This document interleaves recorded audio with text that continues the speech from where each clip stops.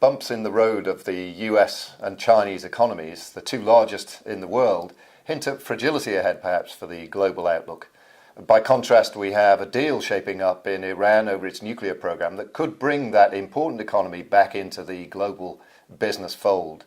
To discuss these and other issues with me is Mike Jakeman from our global forecasting team. Mike, let's start with the US. A bit of a slowdown at the beginning of the year in the first quarter. And I'm sensing hints out there of a sense of foreboding about the possible direction of the US economy, that maybe things aren't as bright as we had thought. What are your views? Well, I think the start of 2015 is actually quite a familiar story because it feels quite a lot like 2014, where we had very bad weather in the US, which meant that the first quarter GDP actually contracted, and that meant that the year never quite built the momentum that perhaps we hoped it would at the end of 2013. This year, the weather hasn't been as bad, and job creation is still strong. So our forecast at the moment is for growth of 3.2%, which would be the best year for the US economy since 2005. So I think on that measure, at least, you could say our forecast is still pretty bullish. I think this year we're going to see a poor first quarter again because of this bad weather, and because also the US dollar has strengthened so much in the second half of last year that actually US export growth has been relatively weak, particularly compared to very strong import growth. So the external sector isn't going to make as big a contribution to the economy as in 2014. But on the whole, US consumers are still spending, they're still saving too. So a qualified positive outlook for the US, I think. The good old US consumer, who we can always rely on. Propping up the economy again. Pop down to the shops. Moving on to China, another big story, and not entirely dissimilar. So, China's been the great story of growth driving global prospects for the last few years. Clearly there's a change going on. China's slowing from a large base, but it is definitely slowing, and there's something of a restructuring away from the old model of credit-fueled, investment-fueled, export-fueled growth. Again, you get the sense out there's a certain nervousness about where China's heading and how this particular evolution is going to turn out. What are your feelings about the immediate future for China? Hard landing or soft landing? Actually, I think the whole discussion about different sorts of landings is actually potentially a little bit dangerous and misleading. I think actually what we're talking about is a maturing of the Chinese economy. And doesn't that sound quite different? The idea that the Chinese economy is growing up, Chinese citizens are becoming richer, just like citizens of every other country have become richer over time, and the drivers of the economy have changed. China is never going to continue to grow at 15% from now until forever. So what we've seen is the economy slowing down in a structural way. And so far, I think you have to give the Chinese government a lot of credit for the way in which they've managed this slowdown. They set targets every year, and generally they meet them, obviously with a bit of stimulus as and when they need to. And I think there's a definite sense within the monetary authorities that this reliance on credit has got to slow. And I think that any stimulus you see this year will be largely done on a fiscal basis. And we certainly saw that at the beginning of the year when the Premier said that the growth target will be achieved with help from that side. So I think we had first quarter GDP out earlier this week, and it was in line with the government's forecast. So, I think we need to sort of break away from this hard, soft landing business and think a bit more about the fact that the Chinese economy is growing up. The other point to make is that we've now got growth of 7% compared to 14% a decade ago. The size of the Chinese economy is now so much bigger that 7% growth adds the same amount in absolute terms to the global economy that 14% of a smaller economy did previously. So I know I'm aware I'm sounding very upbeat on China, but I think it's a sort of an important correction to a number of these pieces we read in the press that talk about how it's the slowest growth since X time. It is, and it should be. I have no problem with you saying it upbeat. I mean, part of the job here is if there's a corrective needed for the general mood that one feels outside there, then it's our job to put that in place. So, two positives. Let's move on to the third issue. I will actually offer a negative on the Chinese economy. I mean, there are always risks, and because of the size of the Chinese economy, because of the importance of China in absorbing so much of the world's commodity output, a slip up from policymakers in China would have much wider repercussions than they would almost anywhere else in the world. And there is concern, rightly so, about the Chinese property sector.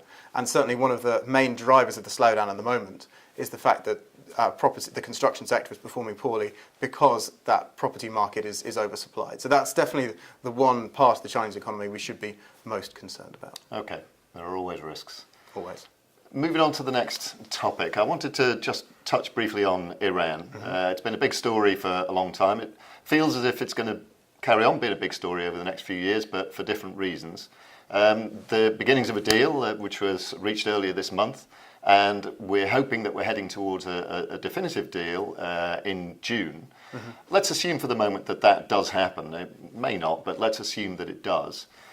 What are the implications for business investors, for businesses around the world looking for new markets of a resurgent Iranian economy, if you like? How do you see that? Well, first of all, I think it's a fair assumption to make that we will have a deal. I think the amount of political capital expended by Barack Obama and Hassan Rouhani in particular means that it is going to happen in some shape or form. Whether it happens by the end of June or spills over a bit, I'm not sure. And in the end, it probably won't matter that much. I think a deal is happening, and I think Iran is coming in from the cold. What we don't know quite yet is, well, what we do know is that the speed of this resurgence of Iran is going to be relatively slow in the short term. They've still got to get over these hurdles about when sanctions are going to be lifted and what qualifications will be put on them for them to be reinstated should Iran not stick to its part of the agreement.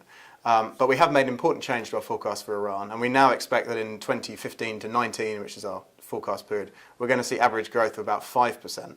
And that compares with about 2.5% previously. So that shows that we really do expect that Iran is going to come in from the cold, and it has a potentially huge economy. It's the 14th biggest in the world already, despite its isolation. It has a big population who have been starved of the consumer goods that we think they would really like to buy. So actually, it offers a challenging business environment at the moment, one that ought to improve, and one that offers significant opportunity for investors when some of these legislative and diplomatic hurdles have been overcome. Okay. The other big issue, of course, with Iran is that it's a large oil producer and potentially a much larger one than it already is, held back in part by sanctions. And it seems likely that we could see oil output from Iran ramp up quite quickly over the course of the next year or two, maybe an extra million barrels per day of oil production hitting global markets over that period. How do you see that affecting the global oil balance and prices as we look ahead? Well, the one thing the global oil market isn't short of at the moment is oil. It's got a massive surplus at the moment, so obviously the addition of more Iranian crude is going to be negative, if anything, for the price. What really is the key factor here is how quickly it comes back. So we think that the oil market could absorb another perhaps 500,000 barrels a day by the middle of next year. If it's much quicker than that, then you're going to see another fall in the price. In the long term, we are definitely, should this deal happen, going to see an increase in Iranian production and exports. The key, again, is the state of the Iranian oil sector. We don't really know at the moment what state its refineries are in and indeed the oil fields themselves. So we will see an increase, the pace, but it's the pace of which will determine the outlook for the oil price over the next 5 years. I think it's reasonable for us to expect that we're going to bring down our oil price forecast from sort of 16 to 19 a bit. But the trajectory will stay the same, which is basically that oil prices are going to rise in that period. But certainly the idea of a significant amount of new Iranian oil from some 2016 onwards is going to depress prices a bit further. Okay.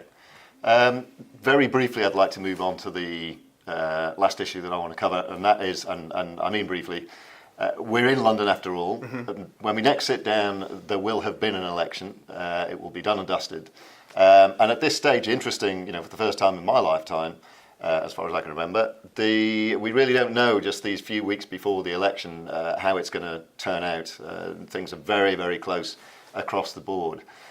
Give me your sense of what you think the most likely outcome is going to be, and tell me where you think, what message you're going to be giving me in a month's time when we talk about prospects for the UK.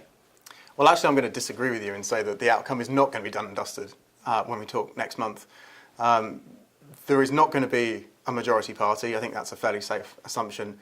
Coalition building is going to be very difficult, if not impossible. We are not in a situation where we're used to minority government either. So I think there's going to be a prolonged period of horse trading after the election. And the consequences for the UK are almost entirely negative. This is because investors don't like uncertainty.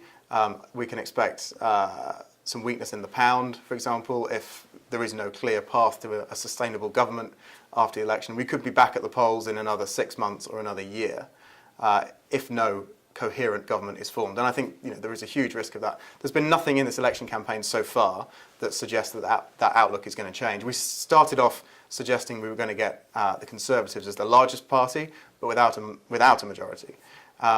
We think that is now even more finely balanced because Labour have so far run a better campaign than the Conservatives, who've been sort of tone deaf really in their campaigning. So the uncertainty is only rising, and I suspect that we'll be talking about it again in 4 weeks' time. Okay, I'm sure we will. Thank you very much, Mike. Please keep up with our thinking on the global outlook at our website, www.eiu.com, and we'll see you again next month. Thank you.